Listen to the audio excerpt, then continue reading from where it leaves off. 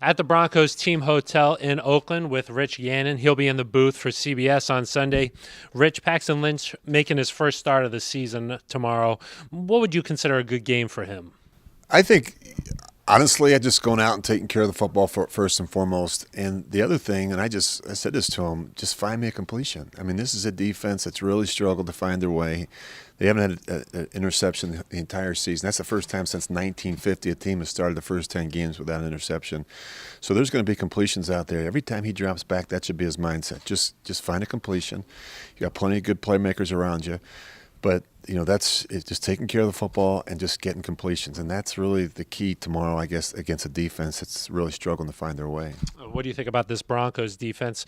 Toward the bottom of the league in points allowed, but one of the best defenses in total yards. I mean, why such a disparity there? Well, I think they're on the field a little too much, and I think they've been put on some short fields with the turnovers that the offense has had the last 6 weeks. So, look, I studied the tape. This is still a really good defense. I mean, they've got great – the reason it's a good defense is you have the two things you have to have. They've got cover corners and they've got pass rushers. And so, you look at still the top five in total defense, top five against the run, against the pass. They've given up some big plays through the air, some touchdowns that they haven't in the past. Roby's given up a couple last week, but this is still a really good defense. But they're not playing complementary football right now. Special teams has been a problem the last couple of weeks. The offense turning the football over, the lack of production and consistency at the quarterback position.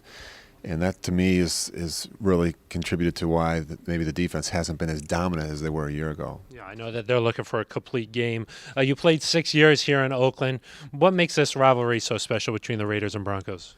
Well, I just think it's the West. I mean, this year there's a lot of talk about these two teams and even Kansas City, and yet you look at this division, it's kind of, Denver's lost 6 in a row. Chiefs have lost 3 of the last 5, or 4 of the last 5. I think the Raiders have lost 3 of their last 5. So, I mean, as bad as things are, I mean, this division is still up in the air. And so, but I just think there's been a lot of great games between the Raiders and the Broncos. Unfortunately, when I played for the Raiders, we didn't have a ton of success against the Broncos. I hated going to Mile High. We never seemed to do well there. But I'm looking forward to this game tomorrow because I think these are two teams that are dealing with some adversity.